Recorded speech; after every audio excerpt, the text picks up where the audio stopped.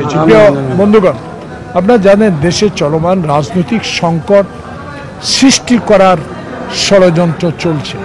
গতকালকে আপনারা দেখেছেন, আপনাদের এই টেলিভিশনের মাধ্যমে আমরা দেখতে পেয়েছি যে পাহাড়ি বাংলা ভাষাভাষীর মধ্যে একটা অস্থিরতা সৃষ্টির প্রয়াস চালিয়ে যাচ্ছে বিগত সরকারের কিছু এজেন্ডা বাস্তবায়নের জন্য।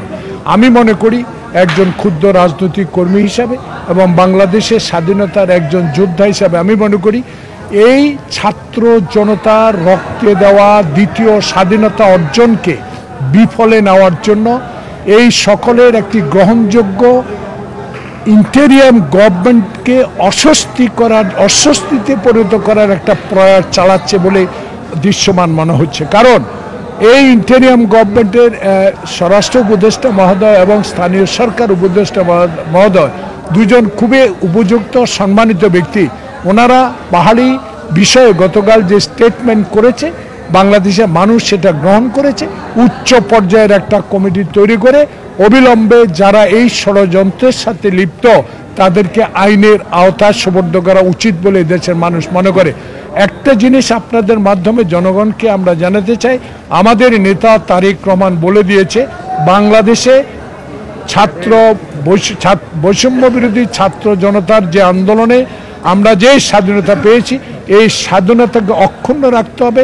পাড়ায় পাড়ায় মহল্লায় প্রতিরোধ গড়ে তুলতে হবে, যারা যেন অস্থিরতা সৃষ্টি না করতে পারে এবং আওয়ামী প্রেতাত্মারা যেন আবার ঘুরে না দাঁড়াতে পারে সেই বিষয়ে লক্ষ্য রাখতে হবে।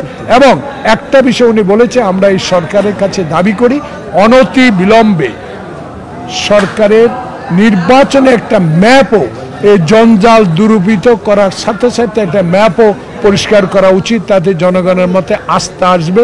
এই কারণ 111-এর সরকারকে আমরা দেখেছি তারা ক্ষমতা আসার পরে নানা রকম চতুর চালাকি করে আওয়ামী লীগকে ক্ষমতা আসার একটা পদ্ধতি তারা তৈরি করেছে। সে পদ্ধতি আমরা দেখেছি।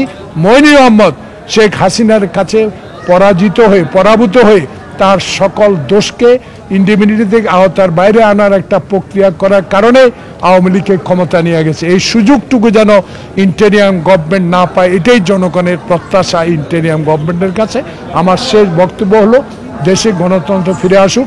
তারেক রহমানের বক্তব্যটিকে আমি আবার আলোচনায় আনতে চাই। এই কারণ উনি বলেছে বাংলাদেশ জাতীয়তাবাদী দল ক্ষমতায় যেতে চায় এক মাথা এক ভোটে, যেই দেশে নিরপেক্ষ নির্বাচন কমিশন দ্বারা এবং অন্তর্বর্তীকালীন তত্ত্বাবধায়ক সরকার অধীনে একটি সুষ্ঠু নির্বাচন হবে, যে নির্বাচন দিনের ভোট দিনে হবে, রাতে হবে না। সেই নির্বাচনের মাধ্যমে জনপ্রতিনিধি নির্বাচন করা হোক, এটাই আমার নেতা তারেক রহমানের দাবি। সবাইকে ধন্যবাদ।